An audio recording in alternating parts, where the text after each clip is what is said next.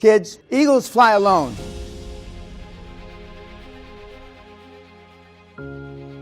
Eagles don't go to the pub. Eagles don't go to the World Cup. Eagles don't go to the World Series. They fly alone. Show me your friends and I'll show you your future, young man. If I were to judge the people by the last week of your life up to today, the people that you talked to, Skype, texted, Facebook, how would I rate you? Would you be proud of the people that you dealt with the last week? Or would you be ashamed? Political correctness is nothing more than a lack of self-esteem because you want people to like you. You would rather be liked than disliked. For those of you that are familiar with Mr. Bezos of Amazon, know anything about his history, his culture, his character, he doesn't give a fuck what you think of him. If you know anything about Mr. Yates, Steve Jobs, Henry Ford, they all had one characteristic. They didn't care what you thought of them.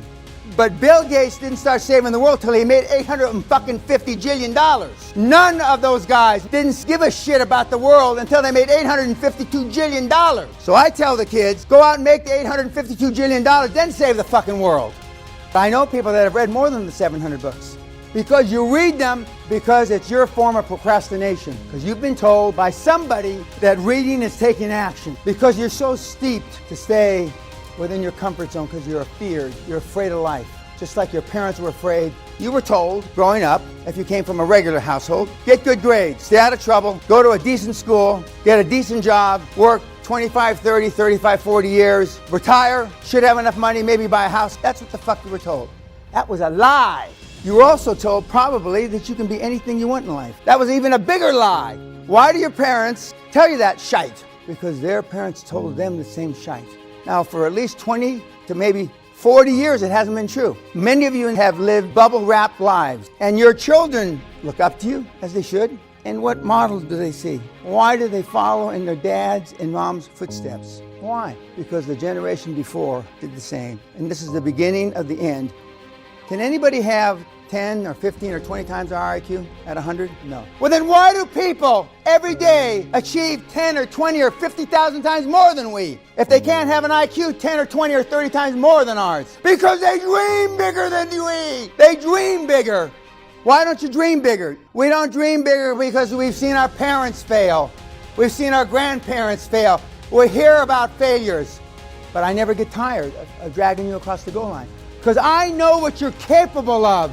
I've had kids with 80 IQs to 180 IQs create billions. And the 80 IQ did better than the 180 IQ.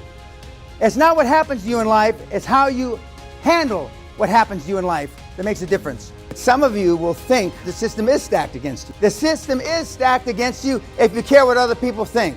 But you can still do it. Find something you love. Find something you're passionate about. And then work your ass off and practice, practice, practice. There's more money out there right now than ever in the history of time. Now, I'm a hell of a world-class eulogy speaker. So I normally go to the hospital while they're gasping for air and I say, well, what do you want me to say about you? And they say, and not one single one has ever said that they regret missing their daughter's Sweet 16, missing their son's football this. Every single one of them have all said, I regret not taking this risk. I regret not taking that risk. I regret not going into business with you. They regret the things they didn't do. More specifically, they regret the risks they didn't take. And I only have 3 regrets. 1, I'm a combat-trained military officer who's never seen combat. 2, the night before my mother died, I yelled at her. And 3, I didn't set my goals high enough.